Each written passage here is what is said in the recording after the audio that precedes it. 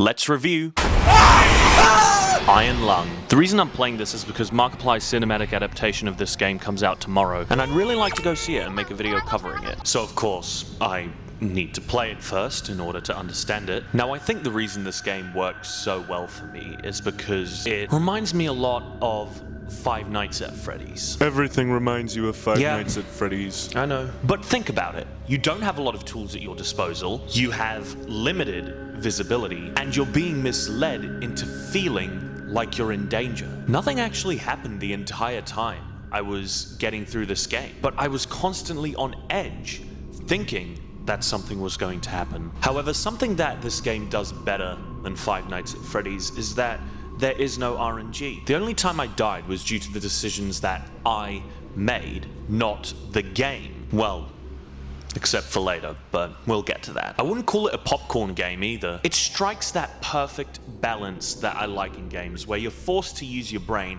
but then it's not so unbelievably difficult. And it doesn't require any specific skills, like aiming or anything like that. It just requires you to have a good sense of direction, which, you know, you'll eventually learn by actually playing the game itself and getting used to it. Put it simply, it's a basic objective made to be difficult. So the way this game works is that you're starting down in the lower left corner of the map. You've got to make your way through this trench to these coordinates and snap a photo at each one, capturing whatever point of interest may have led you here. And you're basically doing it blind because you have zero visibility. You need to learn how to figure out coordinates and really use your sense of direction. I guess I should also address the horror up front. Like I said before, this game brings across a lot of the same techniques that I think also Five Nights at Freddy's brings across. Factors like misleading sound design, the fear of the unknown, and limited visibility, these are very effective horror techniques. What this game does do differently though, is that it doesn't rely heavily on sound cues in order to aid you. And because there's pretty much no ambience, the misleading sounds end up acting as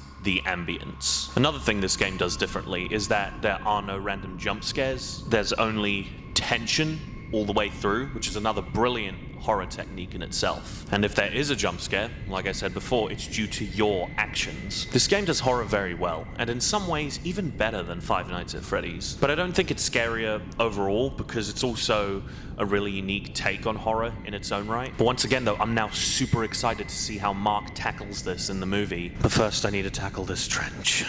Here we go. 295. 295. We're almost there. We're almost there.